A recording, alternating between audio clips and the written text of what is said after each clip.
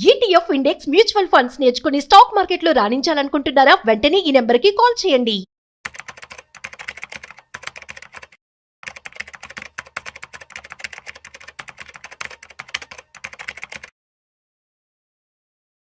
రెండు వేల 27లో bullet trains అయితే రాబోతున్నాయి. మరి బుల్లెట్ ట్రైన్స్ గురించి చెప్తున్నాను ఏంటో అనుకుంటున్నారేమో. సో రైల్ స్టాక్స్లో కనుక మీరు పెట్టుబడి పెట్టినట్లయితే సో వచ్చే 5 ఏళ్లలో ఎటువంటి రిటర్న్స్ మీరు చూడొచ్చో వాటి గురించి నేను ఇప్పుడు చెప్పబోతున్నాను.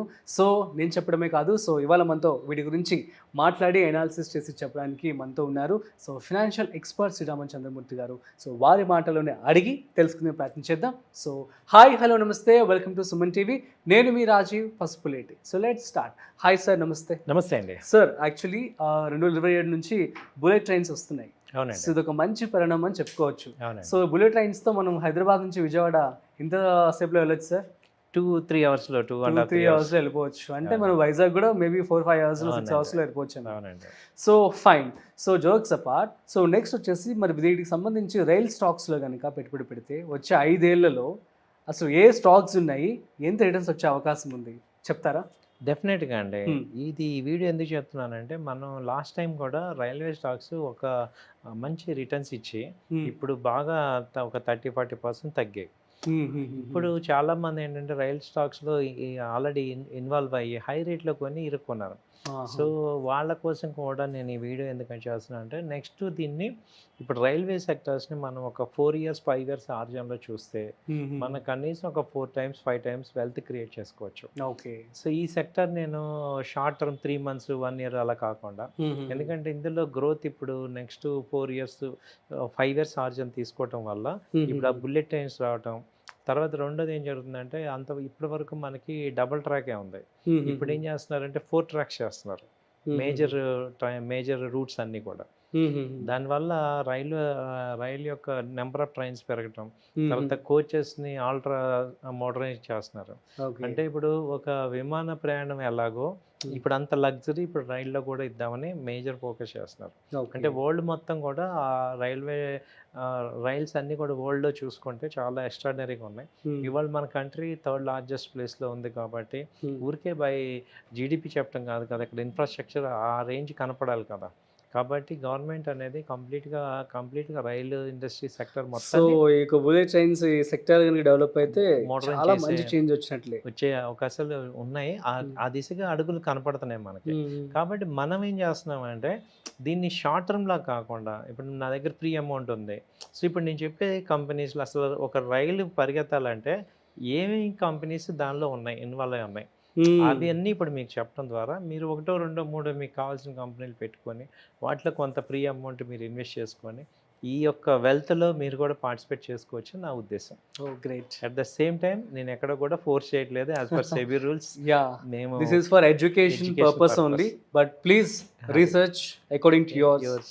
మీరు చేసుకోండి, రిస్క్ రివార్డ్ మీరు ఆలోచించుకొని డిసైడ్ చేసుకోండి. ఫస్ట్ ఏంటంటే, ఇప్పుడు రైలు రన్ అవ్వాలంటే ఫస్ట్ సెక్యూరిటీ సిస్టమ్ ఇంపార్టెంట్. అవును.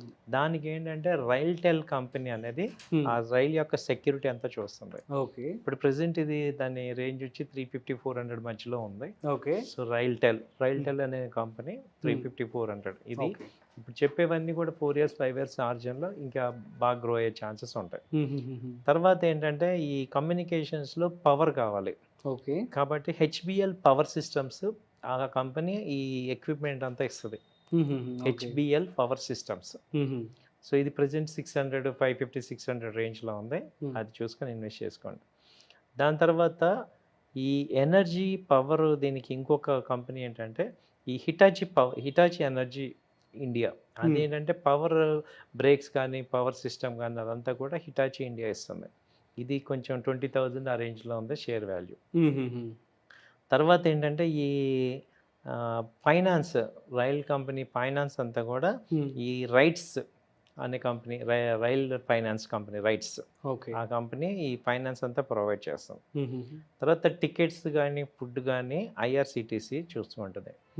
సో ఇది వచ్చి 700-800 ఆ రేంజ్లో ఉంది. ఐఆర్సిటీసీ కూడా ఒకప్పుడు బాగా వెళ్ళింది, మళ్ళీ స్ప్లిట్ అయ్యాక మూమెంట్ ఆగింది. ఇప్పుడు నెక్స్ట్ ఏంటంటే ఈ ఒకే ఒక మోనోపలి ఈ టికెటింగ్లో ఏంటంటే ఈ ఐఆర్సిటీసీ మోనోపలి ఉంది. అంటే రైల్ టికెటింగ్ అంతా కూడా ఈ ఐఆర్సిటీసీ ఫుడ్ కానీ ఇస్తుంది. కాబట్టి ఇవి మంచి ప్రాఫిట్స్లో ఉన్నాయి. ఓకే. తర్వాత ఏంటంటే రైల్లో కేబుల్స్ అంతా కూడా చూసుకుంటే పారామౌంట్ కమ్యూనికేషన్ కేబుల్స్, ఇది ప్రెసెంట్ 56-60 రూపీస్లో అలా ఉంది. ఓకే. దాని తర్వాత డిజైనింగ్ అంతా కూడా ఐఆర్ఎఫ్సి అంతా డిజైన్ చేస్తుంది రైలు మొత్తం, కోచెస్ కానీ దీని పార్ట్స్ అని. దాని తర్వాత ఇర్కాన్ ఇంటర్నేషనల్, ఇదేం Okay. చేస్తుంది అంటే రైల్లో ఈ డిజైనింగ్ కూడా కన్సార్టియం అనమాట ఇర్కాన్. సో ఇది చూస్తుంది. తర్వాత ఏంటంటే ఈ కండక్టర్స్, సెమీ కండక్టర్ ఇవన్నీ కూడా అపార్ ఇండస్ట్రీస్ అది ఇది చేస్తుంది. తర్వాత టీడీ పవర్ సిస్టమ్ అని జనరేటర్, రైల్లో జనరేటర్ అంతా కూడా టీడీ పవర్ సిస్టమ్స్ ఆ కంపెనీ ప్రొవైడ్ చేస్తుంది. ఇది ప్రెజెంట్ రేట్ ఒక 500 ఆ రేంజ్లో ఉంది. ఓకే. తర్వాత ఈ కంప్రెషర్స్ అన్నీ కూడా ఎల్గి ఎక్విప్మెంట్ ఆ కంపెనీ ఈ కంప్రెషర్స్ అన్నీ కూడా తయారు చేస్తుంది. ఇది కూడా అంతే 500-550 ఆ రేంజ్లో ఉంది. ఓకే. తర్వాత ఈ కోచెస్ అన్నీ కూడా టిటాగర్ రైల్ సిస్టమ్ ఈ కంపెనీ రైల్వే కోచెస్ తయారు చేస్తుంది. ఇది కూడా మొన్న ప్రాఫిట్స్ చాలా బాగా వచ్చాయి దీనికి టిటాగర్. తర్వాత ఈ భారత్ హెవీ ఎలక్ట్రికల్స్ ఏమో ఇంజిన్స్ తయారు చేస్తాయి, BHEL. తర్వాత బేరింగ్స్ అన్ని కూడా టిమ్కిన్ అనే కంపెనీ బేరింగ్స్ తయారు చేస్తుంది. ఓకే. సో ఇవన్నీ టోటల్గా రైల్లో ట్రైన్ కి కావాల్సినటువంటి పార్ట్స్ ఏంటి ఆ కంపెనీస్ ఇన్వెస్ట్మెంట్ చేసేయండి అంతే. అది ఈ కంపెనీస్ లేకపోతే రైలు లేదు. కాబట్టి వీటిల్లో మీరు 1-2 సార్లు చూసుకొని బాగా డీప్ స్టడీ చేసుకొని సో ఈ కంపెనీ బాగున్నాయి ఏంటి అనేది చూసుకుంటే మీకు ఒక సెక్టర్ అంతా ప్రజెంట్ చేశాను. సో కాబట్టి మీరు కూడా దీన్ని ఇట్లా చేసుకోవాలి. సో మరి అడ్వాన్స్ టెక్నాలజీ కూడా యూజ్ చేసి తయారు చేయాల్సి ఉంటుంది బుల్లెట్ ట్రైన్స్ కావచ్చు. అవునండి. సో మరి వాటికి సంబంధించిన కంపెనీస్ ఇవన్నీ ఇవే చేస్తాయంటారు అన్ని కూడా, ఏమన్నా ఫారిన్ కంపెనీస్ కావచ్చు? వీళ్ళు ఈ సిస్టమ్ ఇది సర్వీస్ అన్ని ఫారెన్ కొలాబరేట్తో అవుతుంటాయి.